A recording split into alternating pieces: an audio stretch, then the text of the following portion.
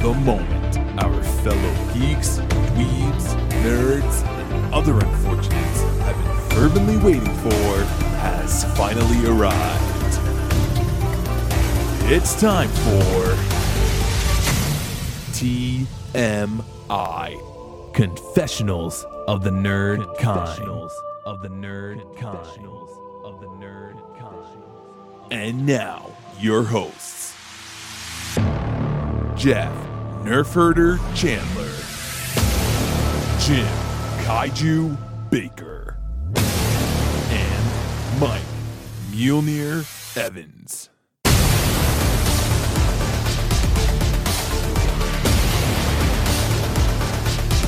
And now, let's get on with the show.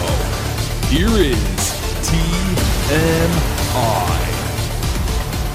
So, gentlemen, we are back. We are back. Is this 75? Are we at 75 episodes? No, we are one away from 75. We are at 74. number 74, as a matter of fact. So close. I guess you'll have to tune in next week. Our feature for our big 75th is going to be It Part 2. I really hope it lives up to it. It better. Scary. Thank you. Damn clowns. Yeah, I don't know if it'll be as scary as the first one, if you've seen the first one, because you're not dealing with... I have not seen the first one. I got to do some serious homework. Yeah, we'll see. That's next week. This is this week.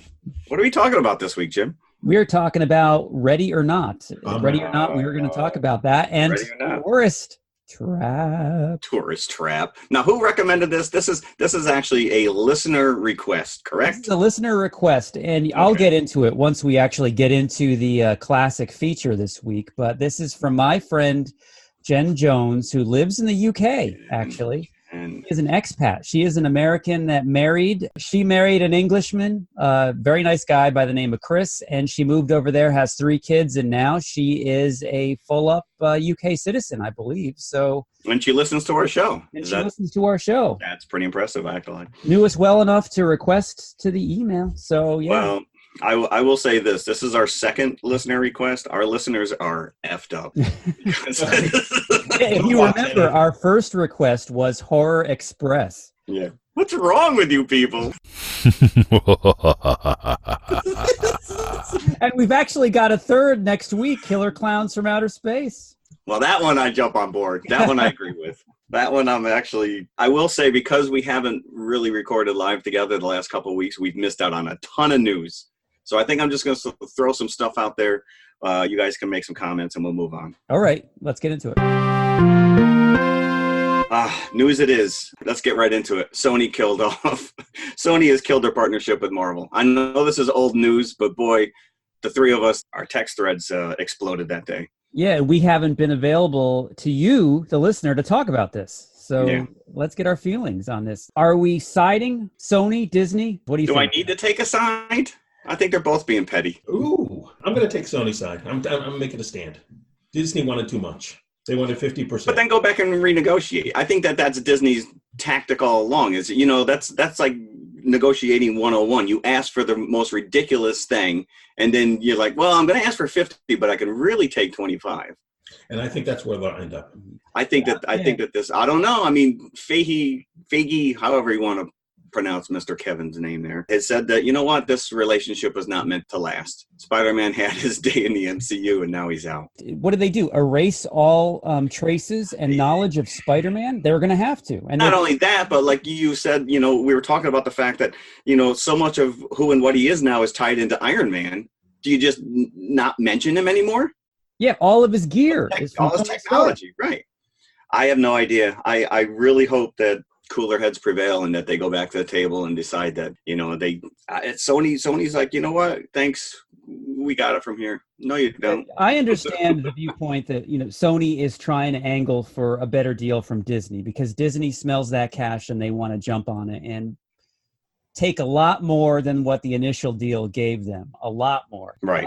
If you're siding with Sony, you're kind of saying that you're confident that they can take it from here. Oh, then I'm not siding with Sony. Yeah, because that's basically, that's what they're saying. They're like, we got this. You know what? No. Thanks. You gave us the little leg up, and now we're off and running. And it's like, I don't know. No confidence.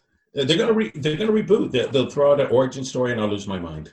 If I have to see that origin story one more time, I'm gonna. Yeah. Or the Green Goblin one more time. I don't know. So, anyways, I wanted to kind of touch on that. D23. The amount of news that came out of this expo is just ridiculous. So I'm just going to throw out a couple of the new shows that they announced, above and beyond what they announced at Comic-Con this year. One being the She-Hulk, getting her own show. Boom, baba, boom, baba. Boom, baba, boom, baba, boom. Very interesting. Moon Knight, which is also interesting. And Ms. Marvel, I guess, is getting her due. I think it's a little confusing with Captain Marvel as well. Ms. Very Marvel, much so, Captain yes. Marvel. See, I'm very much excited about 2 of those shows. The third, She-Hulk and Moon Knight, always rated very highly with me. Yeah, well, I'll tell you right now that She-Hulk #1 is like through the roof now. Really? if you have that copy. I did. Yes, remember the John Byrne graphic novel of She-Hulk? Oh, absolutely. Yeah. I had his full run. That was, and if they stick to that, where she kind of breaks the fourth wall and she's a little more Deadpoolish. Yeah. And she really, Byrne really kind of laid the groundwork for what they're doing with Deadpool now. Yeah, and starting with Fantastic Four, because she became a member when the Thing left. Yeah, so, that's really cool. Kit Harington, who we know is Jon Snow, has been cast officially as Black Knight, I guess, in the Eternals movie. Nobody knows anything about this. Yeah, and that's not typecasting whatsoever. Black Knight. All he has to do is put on his Jon Snow furry coat. Oh, nice. Put a helmet on. Well, the rumors were running rampant that he was the new Wolverine, and I'm just like, they've come out and said they're not touching those characters. So the Black Knight, excited or not, here we go. So here's my question to all of this, which is, where are they headed with this? We've got all these. Are they just throwing out these names like here's a character to-do list? Or are they actually going to lead up to another Infinity War type of level event? Yeah, I think that they've got to be headed towards another big event. These are a lot of mishmash characters that don't really. You're getting into the lower tiers now, Yeah. so it's right. You think what they have possibly left up their sleeves for Phase 5, or if they even go to a Phase 6. But I'm hearing the Skrull-Kree War is a possibility. Secret Wars is a possibility where they're leading up to. It's very open. Yeah, Shi'ar Empire. I will throw out one more, which is we've already got the announcement of the WandaVision, which is this yet another Disney Plus show coming out. I find it interesting that they call it WandaVision, not Scarlet Witch Vision. And if you followed the miniseries, they kind of settled down. They broke up from the event. This was like early 80s. They broke from the Avengers. They moved out to New Jersey and had this kind of idyllic little suburban life. And they had kids. And then you found out that she, using her powers, had manifested those kids. They didn't really exist. And she kind of lost her mind over it. That storyline in the House of M are like the 2 big Scarlet Witch storylines. In House of M, she basically loses her mind, goes nuts, and at the end declares no more mutants, and all mutants kind of disappeared. But what if they reverse that and she actually creates mutants? Because up to this point, we haven't had mutants mentioned in the MCU. No, we haven't. So, if she's the mother of mutants. Yeah. You should be a screenwriter. Well, you're trying to put the pieces together based on, the years of comic books, and they seem to be pulling a lot of these different storylines. But yeah, she's already lost her brother. She lost the Vision at the end. He's not, so somewhere does. So one of the things that they showed at the D23 is some of the poster art and some of the graphics for these shows coming up.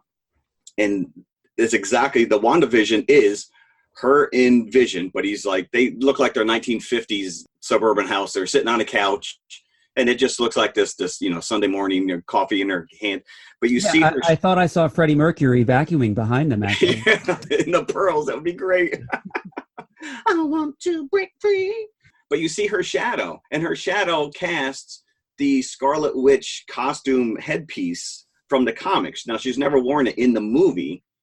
So, which leads me to believe that they may very well be going down this road where it's more like this kind of domestic scenario, and then you realize pretty quickly everything unravels that she's making it up. Because where's the Vision coming from? Who's remaking the Vision at this point? He's already been cast. You know that Bettany's coming back. So I'm thinking that's halfway through the show, you're going to find out that it's all like in her head and that she's nuts.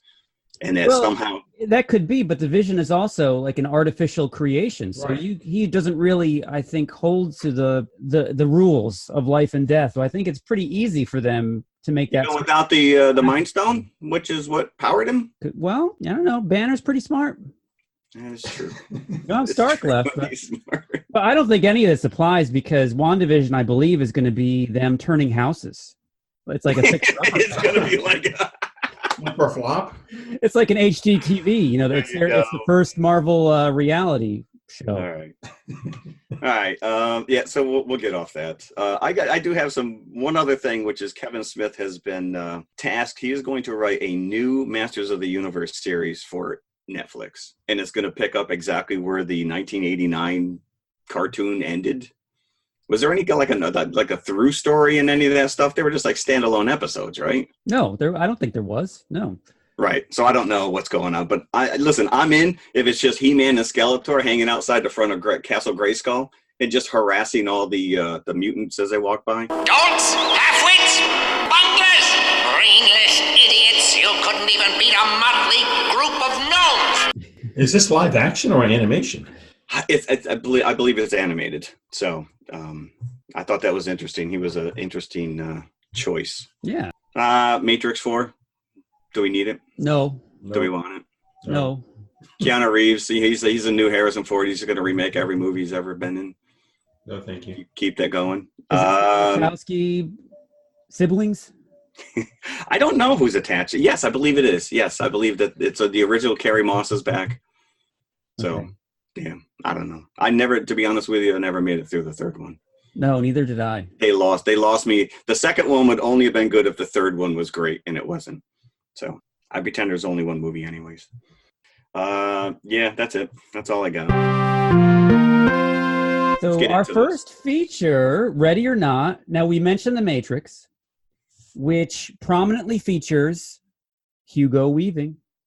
Yes, it does. Always intoning Mr. Anderson. And our main feature features his niece. His niece, Samara? Samara Weaving. And I did not know this until after I saw the movie, but there was something, there's something odd about the way she looks. She's very pretty. Don't get me wrong. She's got a weird mannerism about her. Weird mannerism. And I'm like, this is familiar to me. And then when I did some research, she does physically, I think, resemble her uncle a little bit. That's not nice to say. He's a very interesting looking man. He is, I'll go with interesting. Yeah. I thought she was perfectly cast. I enjoyed her. I thought she was great. Do you know she's actually right now she's filming Bill and Ted Face the Music. She's one of their siblings. Not siblings, yes. one of their children. Yeah. And now she's also picked up the mantle of new screen queen because she's on this Netflix movie called The Babysitter, which I've heard it's actually really good. Yeah, and I've heard it's very popular as well. Now, is it a movie or is it a show? I think it's a movie. And there's a show, perhaps, I think it's called Mayhem, that she's also part of. She was also in Ash vs. Evil. That was Ash vs. Evil Dead, yes. Yeah. So she is building herself a reputation. She's got a great scream. Thought she had a phenomenal scream. And if she's going to be a new scream queen, then this is a worthy opening shot to that career because I had a great time in this movie. I thought it was really fun. Silence.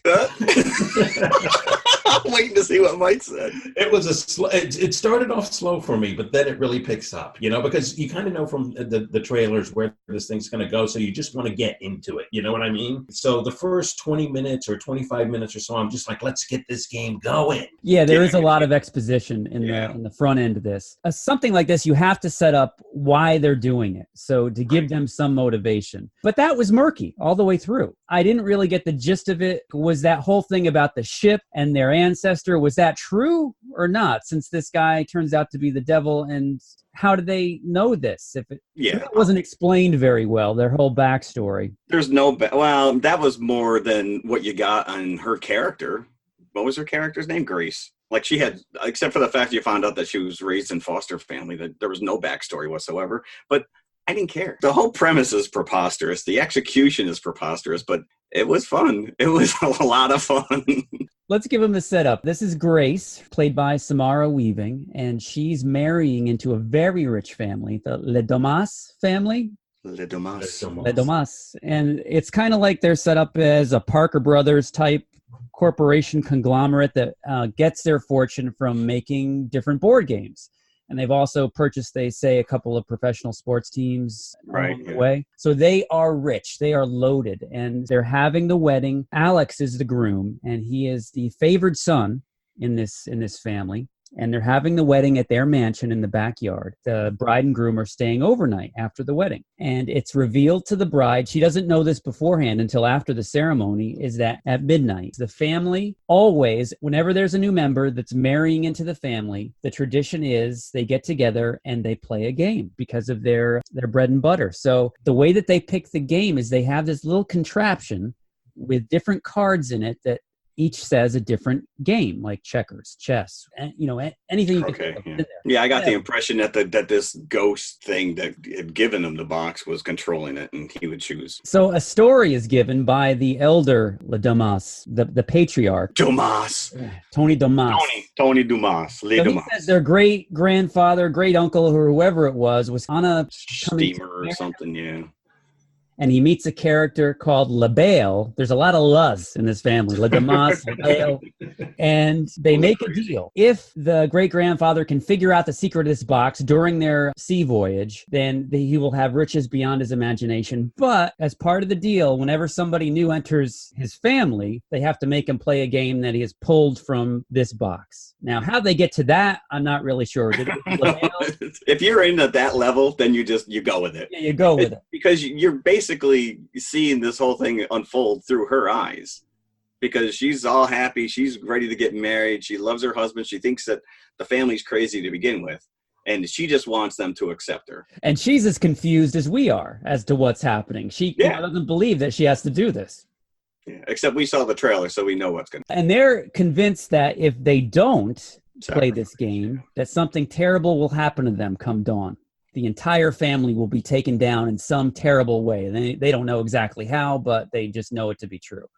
So, and it doesn't always happen that it ends in a bloody murder. Sometimes you pull checkers, and then the new member of the family, plays an innocent game of checkers. They pull chess. And a lot of the ones that have married into the family that are there say that very thing, like, well, I pulled chess, or I pulled checkers. I pulled Old Maid. What the hell is Old Maid? This hide and seek is the game that they pull when the family is forced to actually sacrifice the new member and kill them. Therein lies the rub, and that's how the family will keep their riches and avoid disaster. So I just take out the card? My dear, it is your turn.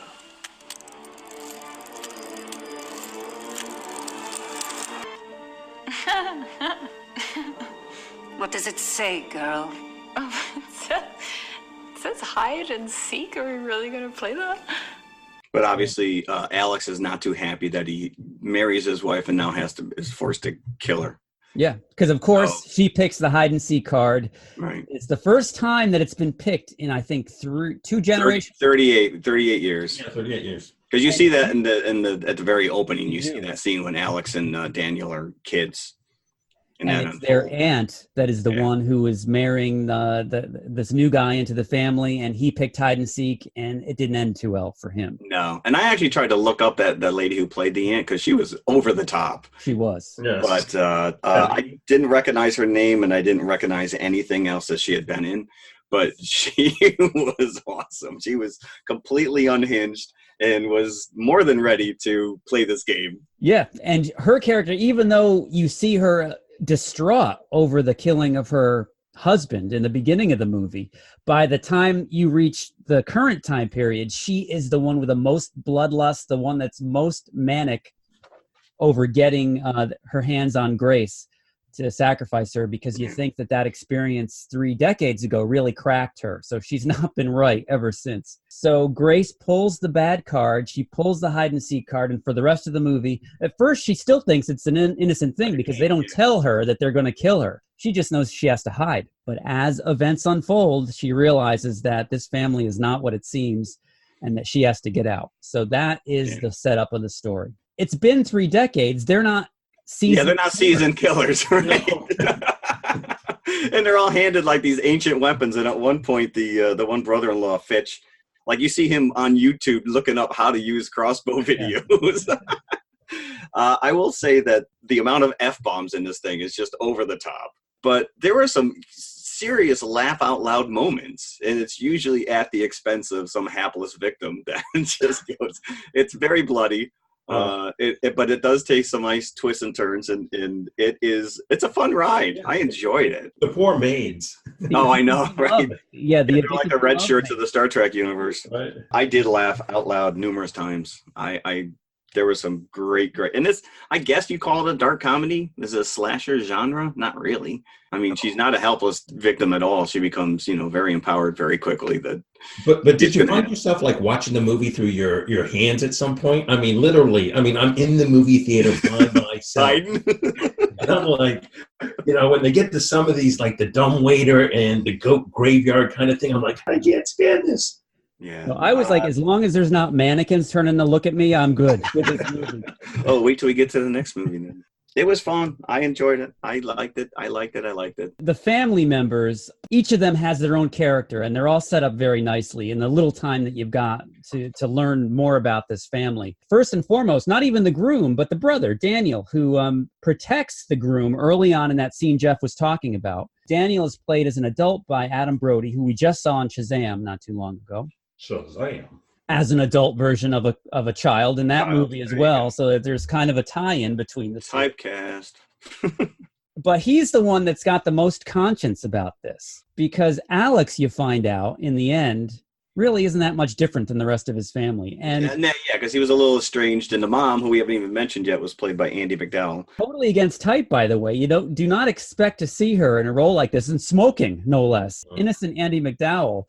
To get her hands bloodied in this fashion, but she does, and it looks like she's having a good time. I think they all look like they were having some fun. Even Samara. I mean, you got the impression that she was like, "That's it, I'm in. Let's do this." Yep. From the minute she rips that bridal skirt to move a little bit more freely around the house, she's a new action heroine. Yeah, everyone was having fun except for Emily. If we don't find her and perform the ritual, we're all dead. Found her. Damn it, Emily! I don't know what I'm doing! Oh, she was the coke-addled sister. But most of the comedy came from her. Yeah, I know, because she's the one that's killing all the maids, the addicted to love girl. And that's exactly how Grace finds out that they're not kidding around, because Alex at first tries to save her by trying to get her out of the house, because this is a new bride. He doesn't want her to be shot, and he's never experienced this before, because in his lifetime, except when he was a kid, but he never saw it, right? This hasn't happened. So he's almost unbelieving that it's a possibility. But I want to add this, to me at least, superficially, because I haven't seen the other movie. I've only seen the trailer. Does have a lot in common with The Hunt, which has been canceled. That's funny Universal, that, because it does have the same, right, because what was it, like the upper class was hunting? Yeah, and Adam Brody has that line at one point, the rich are different. This doesn't end well for you. I just don't want to be the one to serve you up. I'm really sorry about all this. It's true what they say, the rich really are different. She's in the study!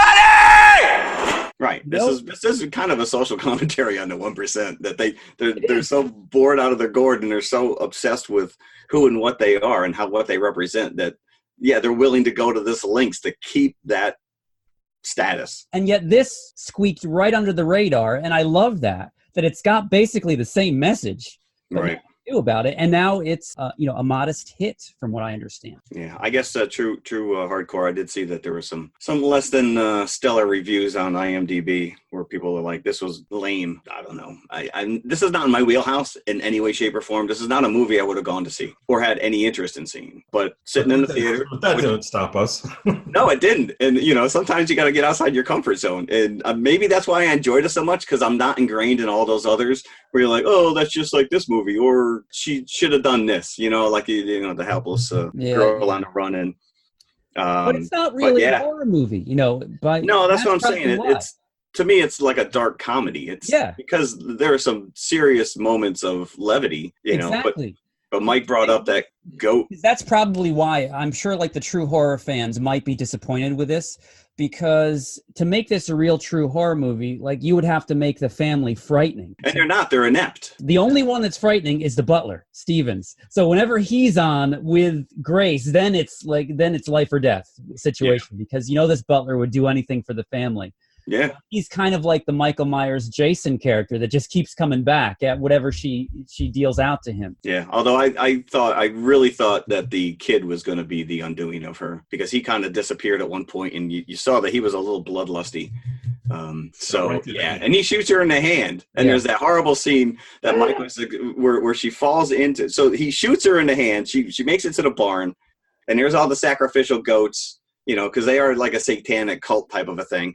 So they got to keep goats on hand. She sees the kid and she's like, oh, Joey or whatever his name was. And he immediately like pulls out the gun and shoots her. And she punches him out, but then falls backwards into this pit full of dead goat bodies. She finds the uncle from 38 years ago still in there with arrows sticking out of him. But now she's trying to climb up. She's, just covered in animal blood and it's nasty. And that scene where, you know, her hand literally has a hole in it. And you see that coming a mile away, which is there's a board at the top with a giant nail sticking out of it. And she's clambering her way back up to the top. And the way it's shot was pretty good, because you just knew someone was going to jump out or grab her. And she gets to that top, and she's got one good hand, and she takes her mangled hand and she sticks it right through that nail. And like you said, the scream, she should win, you know, some MTV Scream Award, because she was all in. That was horrific. I got the impression, because there's a line in there where on off years when they don't pull the hide and seek card, is they sacrifice a goat. Sacrifice a goat. Right? Okay. So I guess that does the trick. That being as rich as they are, they could invest in a nice furnace instead of that pit in the barn where just burn everybody. Yeah. You would think so. Oh, you got to cut corners somewhere. You couldn't have that great scene if they had a furnace. So no, not at all. And the only other scene that made me laugh out loud, and it didn't really have anything to do with people dying, but she makes it out of the yard. She squeezes through the fence onto the road, and there's a car coming, and she's completely covered in blood. She's still in her wedding dress. She's soaked in blood. She's got a hole in her hand, and she's trying to flag down this car. And the guy stopped, and he's like, "Get out of the road, Jim!" And he drives away, and she just loses her mind and starts screaming at him. And he's got like a sports car, so you can tell he's just as rich as this family. And she's like, "You spoiled, rotten little bastard." That was pretty funny. But yeah, the ending was a nice little surprise as well. And I don't know if we necessarily want to spoil it, but we gotta spoil it. We always spoil it. So you think she's gonna get away, right? Every turn, and she gets captured yet again. They have her on the sacrificial altar. They're all in robes. Sure enough, what's his name? Daniel kind of comes through, and he poisons his family so that he can help her escape. And she enough so they just vomit. You know, it's not like they'll poop weird for a week, right? But then she runs into Alex, and he immediately turns and he grabs her. She's in here. She's in here. So he was all in. He was ready to sacrifice his new bride. But then the sun rises. Right, because that's all has to happen before the sunrise. For a few minutes, nothing happens to the family. So they all think that this has just been BS for so many years. Yeah, you have like this Dracula moment. Right. Right? Yeah, literally like themselves from the sun. And then that's not the case, though. And then one by one, they start to explode. Literally explode. And I am happy that they exploded the two kids off screen. Yeah, agreed. I thought that would have been a little over the top, and the mom ran out of the room with the two kids, and then you just see the horrific blood come back through the doorway. But it was funny because it's two little explosions and then a big explosion. So by the end of this, Grace is covered in their entrails. Well, Adam Brody's character, I don't know if he would have survived the explosions because he's shot by one of his own family members earlier. Right. And you kind of get the impression that that's part of the reason that Alex turns on her, because not only has she killed his mother with the card box, with that box, but he also thinks that she's killed Daniel as well. And now, speaking of this big ending, the first draft of the screenplay, Grace was supposed to die. So it was a much darker ending. It's revealed that the family have bought off the police to let them do this every once in a while. So they continue on in the first draft of the script. And I don't know how that would have played in this movie. I wouldn't have liked that. That it's lighthearted, and then it would have taken a very dark turn. But one of the directors said that was before the 2016 election. So, okay. So after the election, they thought that the movie should really take a stance against the 1%, and that it should be a cathartic ending because of what some of the country was feeling after the election. And, brings back what we were talking about last week, that, the big explosion moment of Jaws, that after all this that Grace has been through, that she deserves that ending, and so does the audience. So much like Bruce the Shark, we get a literal explosion. And you do get a nice look, because they keep talking about this. What was the ghost named? LaBelle. And I guess Alex supposedly had seen him when he was a kid, the ghost. And at the very end, the house is on fire. Everyone's exploded. And she's kind of standing there, like you said, she's completely covered in blood and entrails. And as the fire engulfs the room, for a split second, you see the outline of a guy sitting in a chair. And she just goes, oh, shit. And that was pretty cool. $6 million budget. As of a couple days ago, it's made $13.3 million. So it's well on its way to making a profit. Mm-hmm. So I think it'll be a classic horror film before long. Yeah, I'll never watch it again. Probably not. So I would give it, I'm thinking 3.5 buckets. I'm going right there with you, 3.5. 3.5? I'll go 3. All right, it's fair. Listen, like I said, it's not in my wheelhouse. It's not a movie I was looking forward to. But yeah, if you see the trailer, you really kind of know what you're getting in for. But like I said, there's a couple nice little twists and turns that we've not ruined for you. But so I would say a solid recommendation from TMI on Ready or Not. Yeah, go see it. It's a matinee movie. It is. I almost had a private screening. A couple people came in right as the credit started. So enough with these. Oh, you're going to get. That's what happens. These people, they come in, they give you that false sense of security. Like, I can watch a movie uninhibited by anyone else and not bothered by anyone else. No, other people always ruin your good time. Always. I don't know.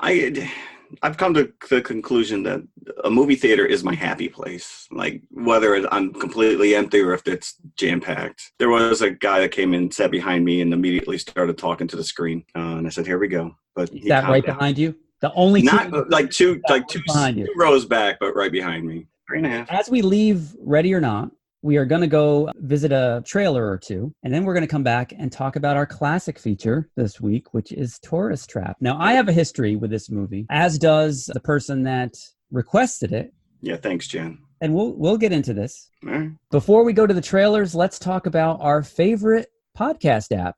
Podcoin. Podcoin. Hey there, Nerdkinders. Did you know that you can actually get paid just for listening to this podcast? It's true. Wait, is this the Podcoin app we were talking about last episode? Yeah, it's a free app that actually pays you to listen to podcasts. I've actually been using it for a while now. So when can I expect my big paycheck to roll in? Slow down there, Colonel Steve Austin. You listen to podcasts and earn Podcoin points while you listen. Then you turn those points in for gift cards at places like Amazon or Starbucks. Hi, Starbucks blonde vanilla bean cocoa milk latte. Or there are multiple causes available to donate your points to. But since it's no secret that we here at TMI rely heavily on our local library systems to feed our classic movie feature, we thought it would be noble to get you, our listeners, to donate to the Books for Poor Kids charity. All right, I like it. A podcast with a cause. So rebellious. Here's all you need to do. Step 1, download the Podcoin app right now on your phone. I'm assuming it's available for iPhone and Android? Yes. Step 2, use our code TMI NERDKIND. That's TMI NERDKIND to get 300 Podcoin just for signing up. Step 3, subscribe and listen to TMI every Wednesday or any of your favorite podcasts. We don't mind, as long as you earn points. Don't forget to use our unique code, TMI NERDKIND. The more you listen, the more you earn. Funny, I never thought of Jeff as a latte kind of guy. Wah, wah, wah. How much can the human mind stand? Do you dare pit your sanity against our marathon of fright? Shock follows shock. comes in gasps, hearts fall. Then, the mind explodes. For the unlucky ones, a straitjacket and a free trip to the booby hatch. To the strong, a free Pride Club membership card. See the grisly, macabre marathon of fright and learn your fate. Will it be life or living death?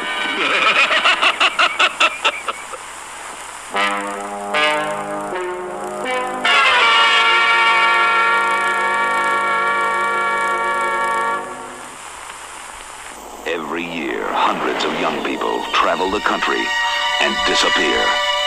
Those who get caught in the tourist trap. Tourist trap, where beautiful young people looking for excitement are tricked, terrorized,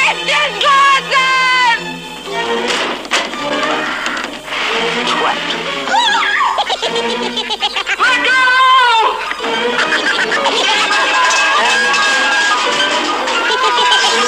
Tourist trap. Shock you can see. Terror you can feel. Heart-stopping suspense that makes this the nightmare that never ends. Something crazy's going on at the tourist trap.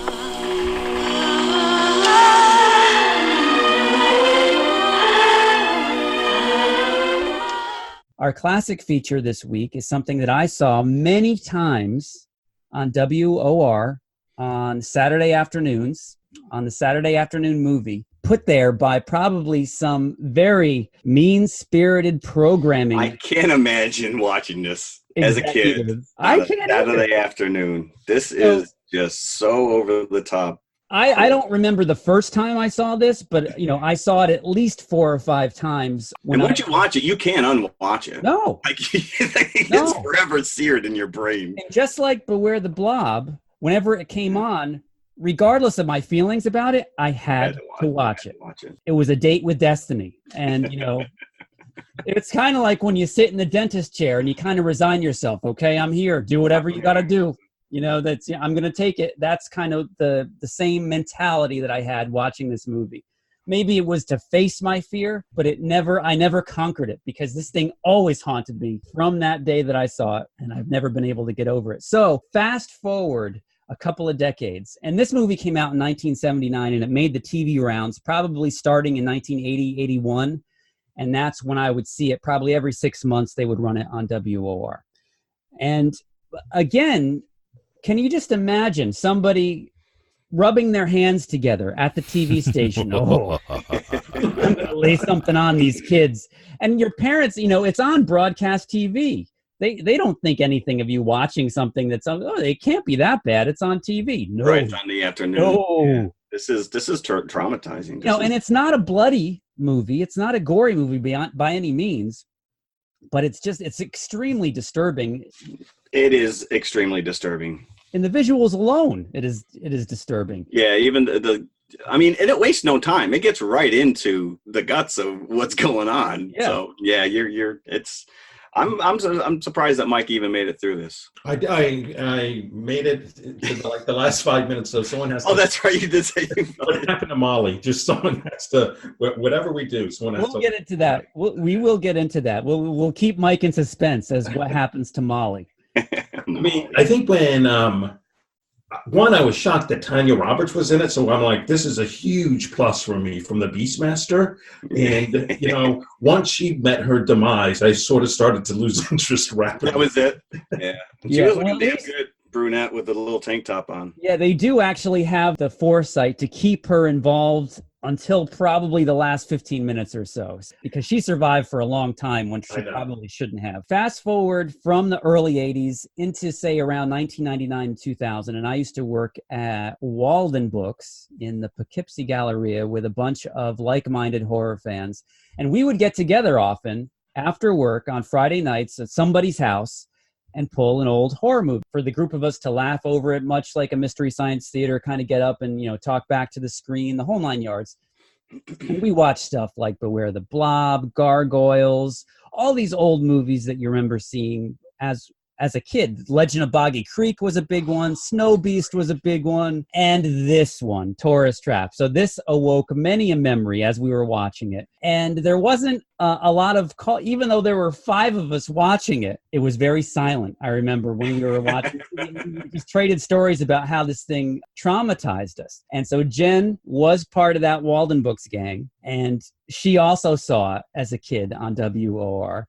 And when we started this podcast, I would get notes from her from time to time. When are you going to do Tourist Trap? When are you going to do Tourist Trap? And I always say, I don't know about Tourist Trap. I don't think I can, that will pass muster from the other 2. So she finally sent in an official request. We could not deny it. Oh, is that all it takes? No, that I would draw a line because I know that Tourist Trap isn't as bad as some movies can get. So we watched it, and I've introduced Mike and Jeff now to my trauma. Now, I think this is a bit more serious in terms of trauma than Beware the Blob was. That was more of like, I saw that younger than I saw this one. This haunts you, I think, as an adult. I think as Jeff can attest to, as just from the texts that I got from him after he watched the movie. Well, if you're going to have scary mannequins, this is the way to do it because their mouths unhinge, which just is, they're stupid plastic things, but yeah. Also, this has a pretty big pedigree because it's got a recommendation from Stephen King himself in his nonfiction work, Dance Macabre. Braze silent. Because in the trailer that we just played, they actually say macabre. So. Oh, do they? Oh, well. So I was like, have I been pronouncing it wrong all these years? But even on the DVD box, they have the quote snippet from this book. And so Stephen King himself says, while Chuck Connors is miscast, and he kind of is. He's a poor man's Jack Palance. They couldn't get Jack Palance. That's funny because they actually went to Jack Palance. No. They did. Really? Can you imagine Jack Palance? Yeah, no, he would be a hell of a lot scarier. Even though he is miscast, the film wields an eerie, spooky power. Wax figures begin to move and come to life in a ruined, out-of-the-way tourist resort. There are a number of effective, atmospheric shots of the dummies' blank eyes and reaching hands, and the effects are effective. So even Stephen King gave it a shout-out in this book. I will say that especially the effects were pretty impressive. Yeah. But again, it's not a bloody movie. So the setup is these kids who are looking for a friend of theirs who you see killed in the opening scene of this movie. Like literally 5 minutes in, he loses his tire. He breaks down, leaves his girlfriend at the car, and he takes the tire and he goes to find help to fix his flat tire. And he finds an abandoned gas station. So he goes in, and it looks like it's been recently abandoned because there's a bar with chips, and there's still signs up as to what everything costs. And he hears a little giggling coming from the back room. Now that in itself, I think you're out of there. First thing. Yeah, no. You don't. I definitely would have picked up a 55-cent can of beer though. It's a bargain. Or bag of chips or something. All that and a bag of chips. Then I'm out of there. So he goes in the back and he sees a mannequin under a blanket, thinks it's a real person, which anybody in their right mind would not think it's a real person. And then, of course, the door shuts on him. He's in the back room, and then mannequins start coming through the windows, come out of the closet. Everybody's laughing at him, and those mannequins, for the first time, open their mouths in an unhinged way. That's probably the spookiest visual from this movie. Yeah. All the mannequins do that. Yeah, all but Kim Cattrall. But did you notice that all the doors were locking from the inside? So, trying to get out would only go just unlock the door. But you got to think that this guy, not only does he have awesome mannequin making skills, but he also has telekinesis, apparently. So, which, is never really explained. No. You just kind of go with it. And that was an addition from the producers of the movie. That never was in the initial drafts of the script, the telekinesis angle. So they thought that the movie needed something else, so they insisted that go in there, I think because Carrie had come out recently. And so they wanted to play up that angle. So Woody gets killed by these mannequins. You never see who's controlling them, but you do hear the door open after Woody's killed and somebody mumbling. Really, it reminded me of the Homer Simpson yummy sound whenever he eats a donut. Go nuts. So, which is spooky in itself. You never see the owner of this voice, but it's almost also a sling blade comes to mind as well. Oh, some people call it a Kaiser blade. I call it a sling blade. So Woody is dead. Then you flash over to his girlfriend who's waiting by the car, and the gang of 3 others come. You have got Jerry, Molly, and Tanya Roberts' character, who I don't know the name of.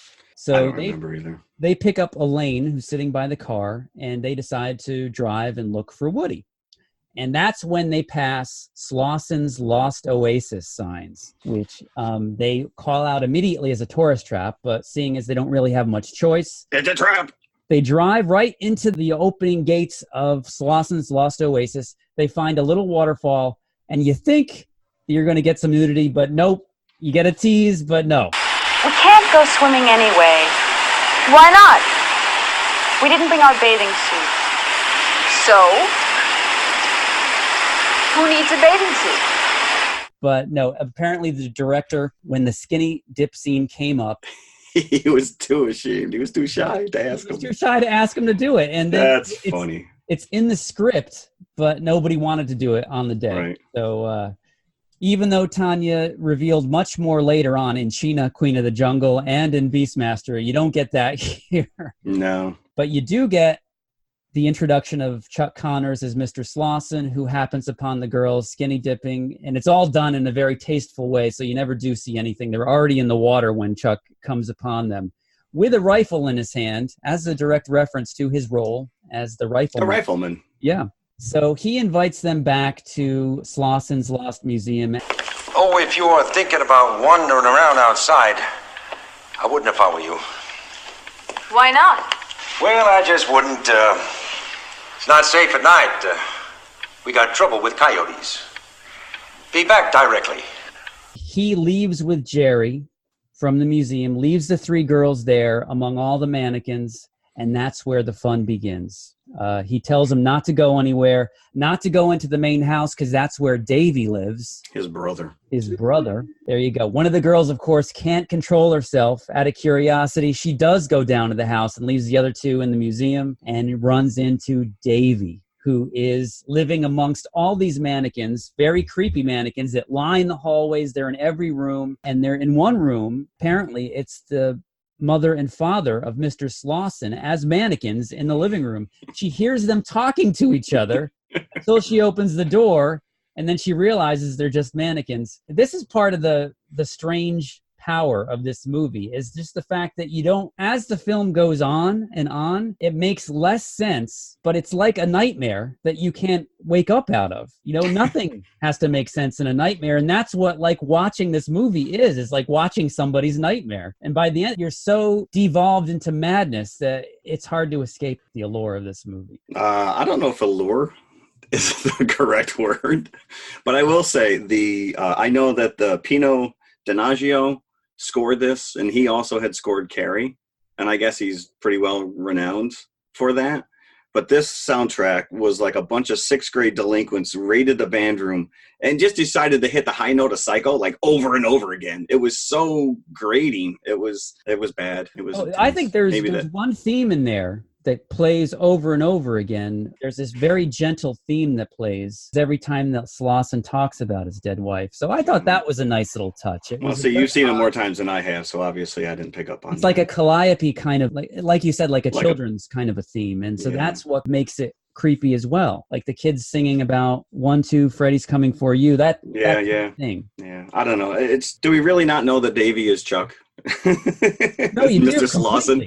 I mean, it's like, come on, dude. Yeah. But Davey gets credit in the opening. Yes, he does. And credits. And listening to the director's commentary, that's because they were really trying to throw you off. Because okay. Right. It's actually so he does play. I mean, he's channeling his inner Norman Bates here, really. And he often, as brother. Davey, he's wearing some kind of a mannequin's mask. They're like a jowl. He looked like Bruce for the shark. Yes, he does. The jowls. But that's kind of taken right from the Texas Chainsaw Massacre. If you look at Leatherface and Texas Chainsaw Massacre, it's a skin face and with a wig, but it's very similar to what Davey looks like. Davey, I'll say his wig collection was pretty impressive.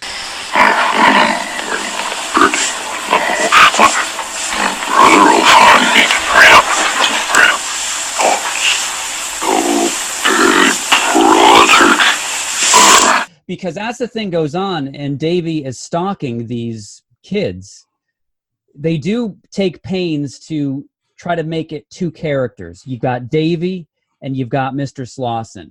And after you've seen this movie and you're thinking back on it, well, how can he be doing these things if he's the same person? Because often the cuts will be like Davey capturing somebody, and then the next cut will be Mr. Slauson in the museum talking to Molly. Right. The next cut will be Davey with Jerry and Tanya Roberts in the basement, and then the cut after that is Mr. Slauson again. So it makes no sense, but it doesn't need to, because it's already got you on this visceral level. And his motives were kind of ambiguous at first, because he started going on and he was mad about the new highway that bypassed his museum, and now no one ever came to go see it again.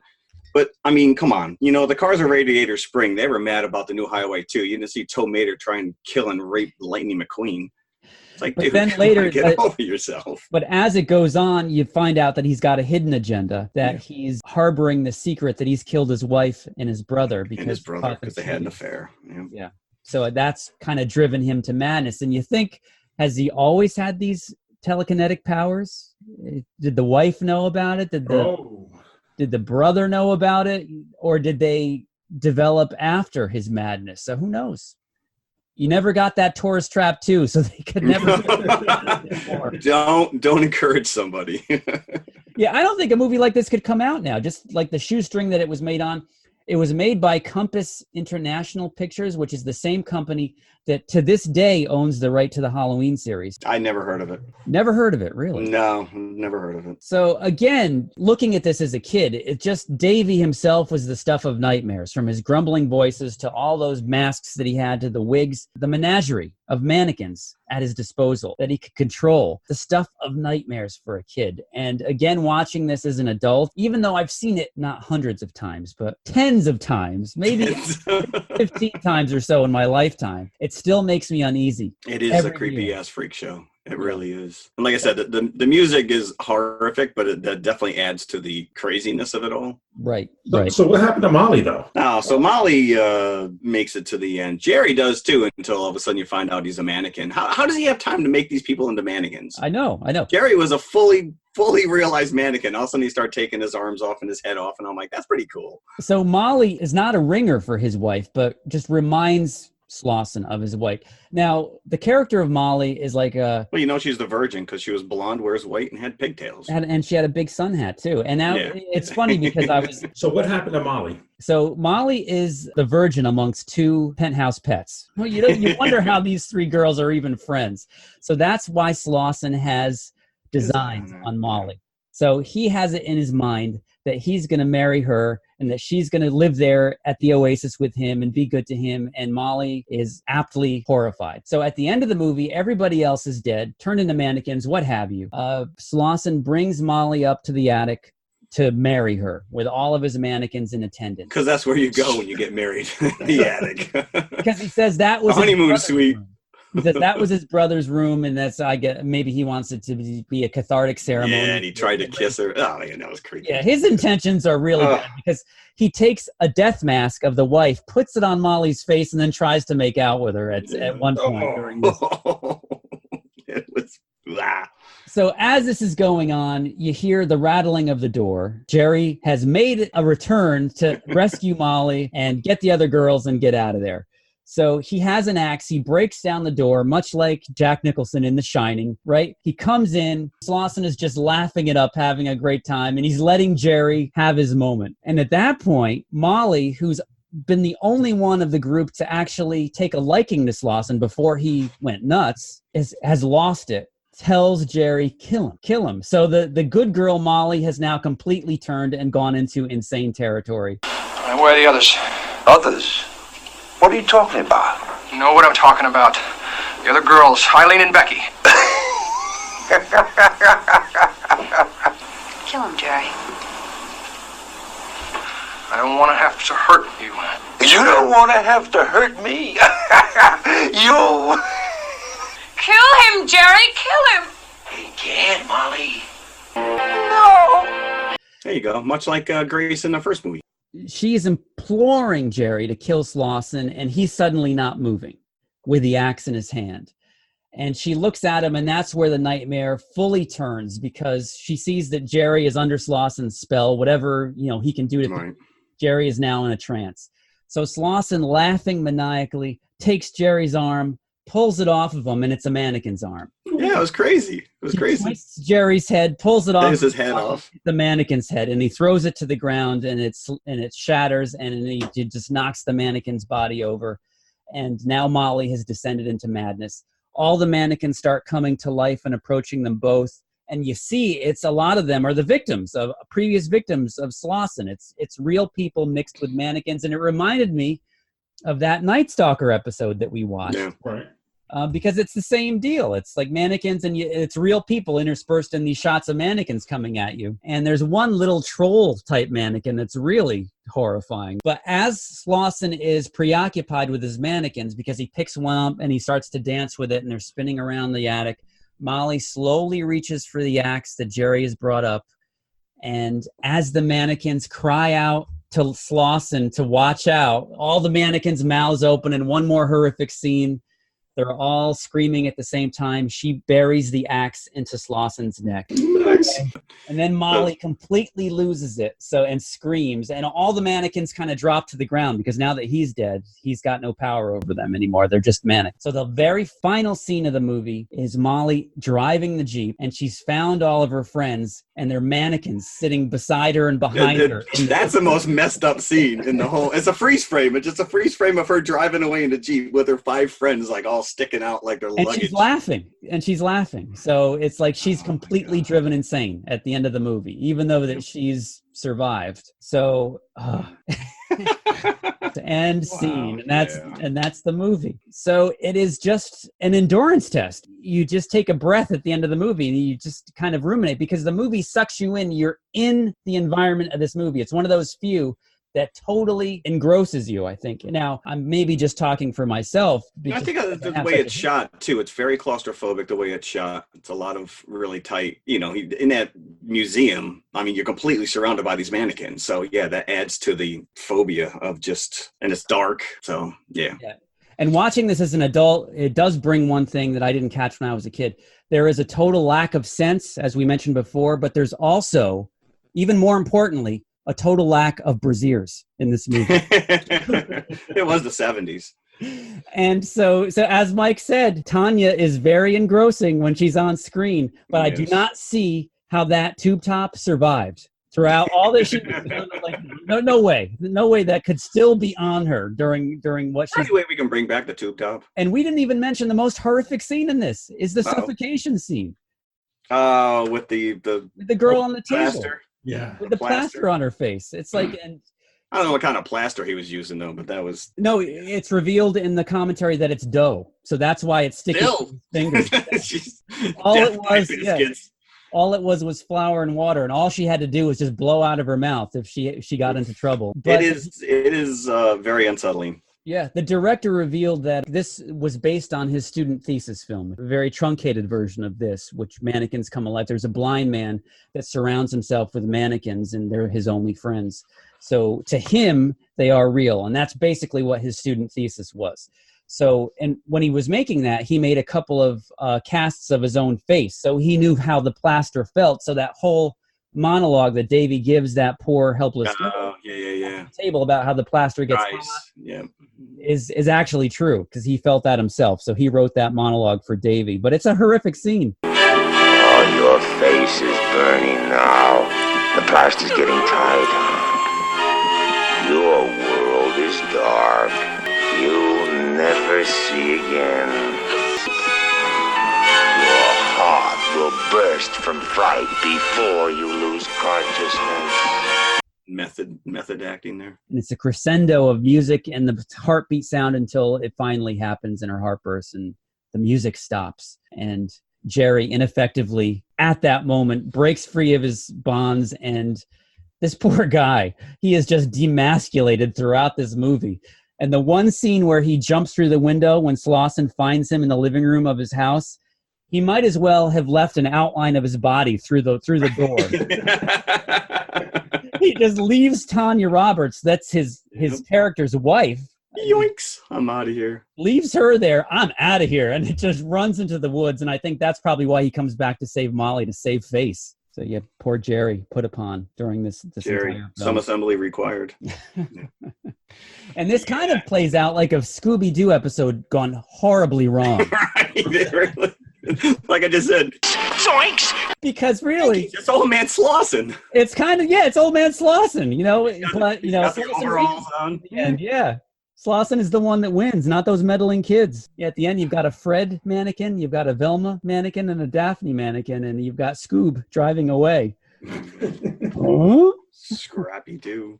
I would have loved to have seen Scrappy-Doo as a mannequin in this movie. Maybe that was a small one. Or actually with the hatchet. I would have loved to have seen Scrappy-Doo with a hatchet out of Let me have at him. Of his head.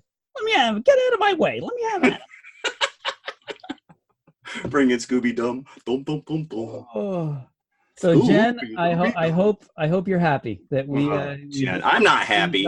Jen, proud of yourself. So I've talked enough. So thoughts of this movie from you two? You've said it all. I don't know what to say. I will tell you this. There was one copy available at my library, and I just got a notification that it's due tomorrow, and they said keep it. They said don't even return it. You're the first person that's rented it in the last 20 years. No, I don't know. This whole week has not been in my wheelhouse. This one was disturbing. I liked it better than I thought I was going to. So Okay. There you go. And Jim on this one. Now, can either of you imagine watching this as a 10-year-old kid? No, I think this is horrific. I can't believe my wife watched it with me. She hates these movies. Did she enjoy it, or? I don't know if enjoy would be part of the descriptive. So just some background. This was released in March of '79. John Carpenter was set to direct this originally. Again, same production company as Halloween, but he couldn't come to financial terms with Compass International. In other words, he wanted to get paid. Yep. So the directing duties went to the writer, David Schmoller, and he did a good job. $800,000 budget. That's $50,000 of which went to Chuck Connors. Now, he was trying to actually sell himself as a Boris Karloff, Christopher Lee of the 80s. And Tourist Trap was supposed to be his jumping off point. I say he looked like he had fun doing this. Yeah. I will give him credit for that, even though, I wrote in my notes, Chuck, you're better than this. But if this was like where he wanted to go. As Davey, with all that mumbling dialogue, especially that scene where Molly's terrified with a gun in her hand because Mr. Slauson has picked her up and he's going to put on the radio, and all of a sudden Davey appears. Mr. Slauson! Mr. Slauson! Mr. Slauson!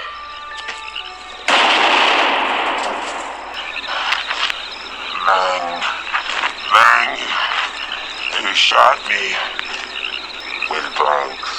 Dung dung, you're good. Dung dung, you're good. Right. Yeah, that was terrifying as Davey. He's convincing. Yeah. Yeah. He even changed like the way he walks, because I think Slauson walked with a Slauson limp. had a limp, and then Davey. Right. That was another effort for them to keep a distance between Slauson and Davey character. But again, can you imagine Jack Palance in that role? No, because that's he would have been even more terrifying. He would have, and he would have had to have said, "Believe it or not." No, believe it or not. And they used a real house as the interior on Hollywood Boulevard. I don't think it was the same house that you see in the exterior shots. I was going to say the exterior is like in the middle of nowhere woods. Yeah, but they saved $30,000 by finding a house and shooting its. See that house would be on. I would never be able to live in that house seeing this movie. That would be on a level of the Amityville Horror for me. Like, yeah, I'll pass. And the one scene where Tanya Roberts first goes in the house, this is worth noting, that she finds a mannequin in bed with its knees up, with a sheet covering it. And the director says that that's supposed to be Slauson's wife that he does unspeakable things to, which I would have never picked up on unless I watched that commentary. It just makes it even more disturbing. Hello, honey. So here we get into the nitty-gritty. This movie got a PG rating, which the director could not believe it got a PG rating. They were not aiming for that, But because of that, it hurt it financially in the movie theater, because who's going to want to go to watch a PG-rated horror movie, right? So they didn't get kids and they didn't get horror fans. But that's also a reason why it turned up in TV syndication, is because it had a PG rating. Without the profanity, it pretty much survived uncut in its WOR-TV incarnation, which is how I saw it so many times. Tourist Trap. There it is.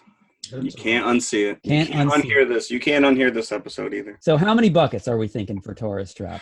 I'm going 2.5. 2.5. I'm going solid 3 3/4. I think.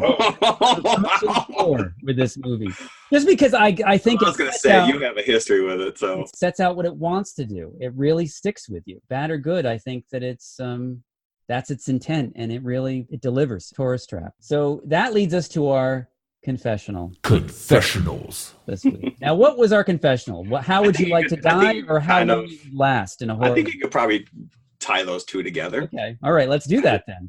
All right. So, okay. Say if the three of us were in Tourist Trap, the three of us are in that Jeep, right?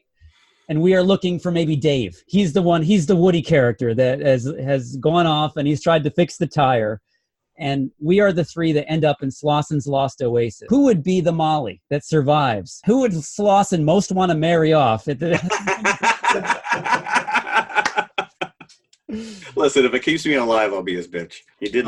I just wanted to skinny dip. So you'd probably get killed off. But I mean, up on Molly. One of us, you think, like, even at seeing the signs for Slosson's Lost Oasis would be, I'm out of the Jeep and I'm hitchhiking. I'm not going. Oh yeah, no, there's no way. You know how I die in one of these movies? Of old age, because I would run away. Yeah. But if I was confronted, I'd be the first to be killed. Now, how do you think we would want to be killed, though? That's your question. I said, old age. Old age. Okay. So you would rather that Slosson actually imprison you and then live until an 80-year-old man? No, I was thinking I'd just run away. Okay. Live another day. You can always make new friends, right? Yes, it's true. Now, I think I'd probably want to go the Jerry route if I was to choose a death. Just get dismantled? I think death by dismantlement is probably preferable. No, I'd take the hatchet in the back of the head. Yeah. Or what about choked out by an ascot? How about that? No. Oh, yeah, we didn't even mention the ascot. That's a recurring theme, the ascot, the silk ascot in this movie. The silk ascot. It was the 70s. Yeah, but like Jeff, I think really my most preferred way of death would be at 80 years old. Talking about it. I remember there was one time I lost 4 friends. Sucks to see them go, but I wasn't going to give that Slosson a dime of my money. Damn you, Slosson. His mannequins were not worth a dime. At one point, he even says, I got a legal right to that, to like kill people. He does. He was, but it's too bad. You never did see him in another horror movie, and that's what he wanted. That's all Chuck Connors wanted, was to be the new Christopher Lee. Yeah, he aspired. So next week, much to your chagrin, I'm sure, the both of you, we're revisiting the horror genre, and we're watching It Part 2. Pennywise is going to guest star on TMI next week. Is it called It Part 2? I think that's what it's called. It Part 2. Clever. Yeah. I know, right? They really went all out on that one. In a way, our classic feature is another listener request. My cousin Lauren has long tried to get us to review Killer Clowns from Outer Space, going as far as sending me the Blu-ray as a gift. That is a gift that keeps on giving, though, because when you guys watch this, it's going to blow Tourist Trap away. It Part 2, coupled with Killer Clowns from Outer Space, next week here on TMI. Woohoo! Hope you enjoyed it. Yes. Yeah. Bye. Okay, bye. We're out. Be back directly.